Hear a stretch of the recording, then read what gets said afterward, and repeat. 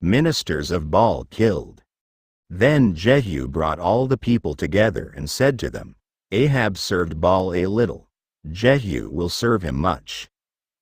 Now summon all the prophets of Baal, all his ministers and all his priests. See that no one is missing, because I am going to hold a great sacrifice for Baal. Anyone who fails to come will no longer live. But Jehu was acting deceptively in order to destroy the ministers of Baal. Jehu said, Call an assembly in honor of Baal. So they proclaimed it.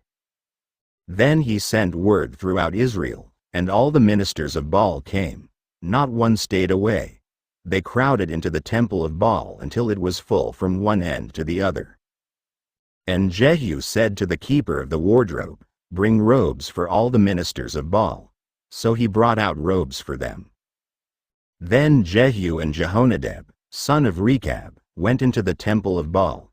Jehu said to the ministers of Baal, Look around and see that no servants of the Lord are here with you, only ministers of Baal.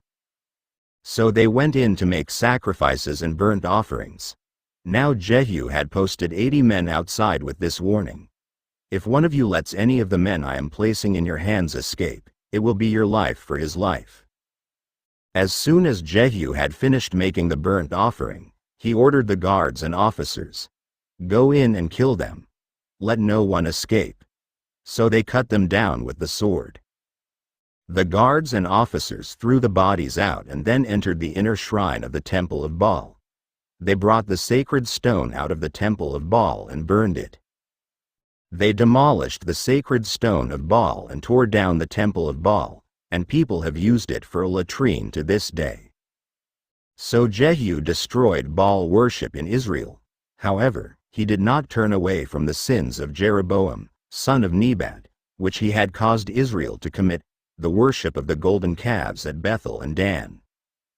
The Lord said to Jehu, Because you have done well in accomplishing what is right in my eyes and have done to the house of Ahab all I had in mind to do, your descendants will sit on the throne of Israel to the 4th generation. Yet Jehu was not careful to keep the law of the Lord, the God of Israel, with all his heart. He did not turn away from the sins of Jeroboam, which he had caused Israel to commit. In those days the Lord began to reduce the size of Israel. Hazael overpowered the Israelites throughout their territory east of the Jordan in all the land of Gilead, the region of Gad, Reuben and Manasseh. From Aroer by the Arnon Gorge through Gilead to Bashan. As for the other events of Jehu's reign, all he did, and all his achievements, are they not written in the book of the annals of the kings of Israel?